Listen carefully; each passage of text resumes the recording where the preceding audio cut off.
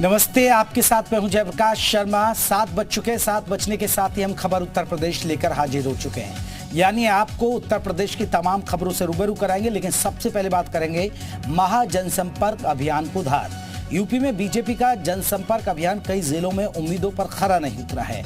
BJP के राष्ट्रीय अध्यक्ष जेपी नड्डा ने इस पर असंतोष जताया है।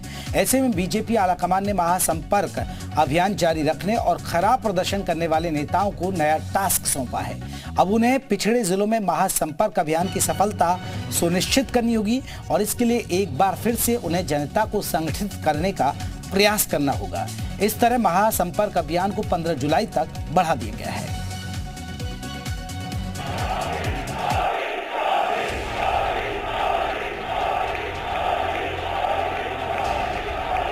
मोदी सरकार के 9 साल पूरे होने पर चलने वाला महाजनसंपर्क अभियान अब 18 जुलाई तक चलेगा। यूपी में इस अभियान के तहत होने वाले संपर्क से समर्थन निर्धारित संख्या तक नहीं पहुंच पाया है।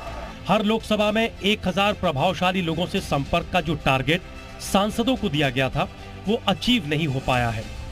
इसके साथ ही विधायकों के जिम्मे हर घर संपर्क अभियान के तहत 200 परिवारों से मुलाकात का टारगेट था, वो भी पूरा नहीं हुआ। फिलहाल अब इसे पूरा करने के लिए पार्टी ने कवायद तेज कर दी है। फिलहाल इस टारगेट को पूरा करने के लिए समय बढ़ाया गया है। हालांकि बीजेपी का कहना है कि पार्टी और संगठन को मजबूत करने के लिए अभियान आगे बढ़ाया गया है। प्रदेश बीजेपी अध्यक्ष भूपेंद्र चौधरी ने कहा कि पार्टी ने टारगेट अचीव कर लिया है। भारतीय जनता पार्टी का जनसंपर्क अभियान के जो अलग अलग कार्यक्रम थे वो सफलतापूर्वक पूरे हुए। हमने बड़े कार्यक्रम माने प्रधानमंत्री जी के सेवा, सुशासन और गरीब कल्याण को समर्पित 9 वर्ष के कार्यकाल के रूप में एक रिपोर्ट कार्ड के रूप में जनता के बीच में हमने जाने का काम किया है। आपने देखा होगा बड़ी बड़ी रैलियाँ लोकसभा की सभी लोकसभा क्षेत्रों में हुई। हमने व्यापारी सम्मेलन, प्रबुद्ध सम्मेलन ऐसे करके या कार्यकर्ताओं के साथ बैठे, टिफिन बैठ के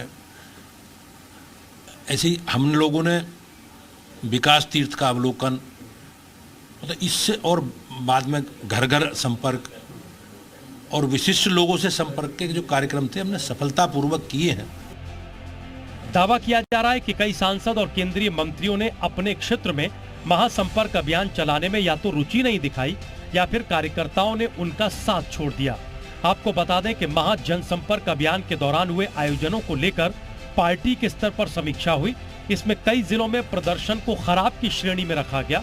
महाजनसंपर्क अभियान के सफल आयोजन नहीं करा पाने वाले नेताओं और टिकट दावेदारों को एक नया टारगेट दिया गया है।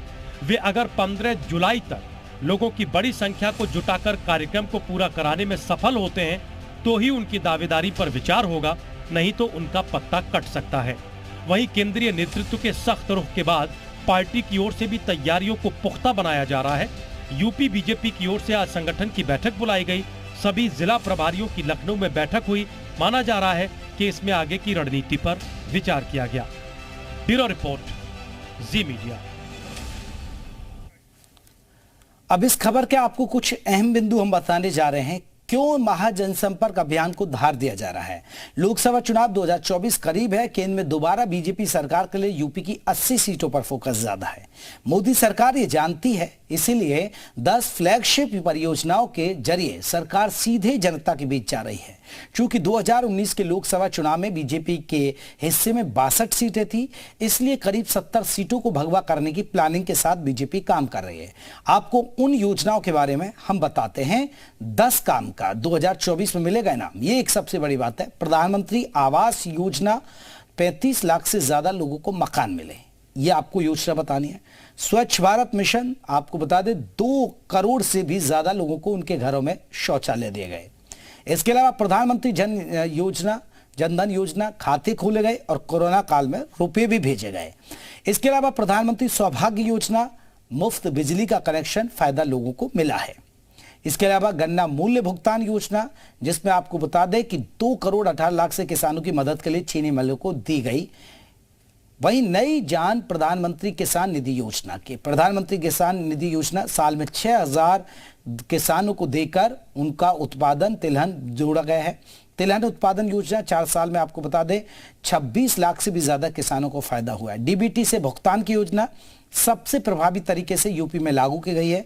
एमएसएमई के तहत उद्योग स्थापित किए गए हैं, जिसमें अटल पेंशन योजना की बात करें तो इस साल में 28% लाभान्वित बढ़े हैं। यूपी नंबर 1 बना है। तो ये कुछ योजना है जो हमने आपको बताए हैं। चलिए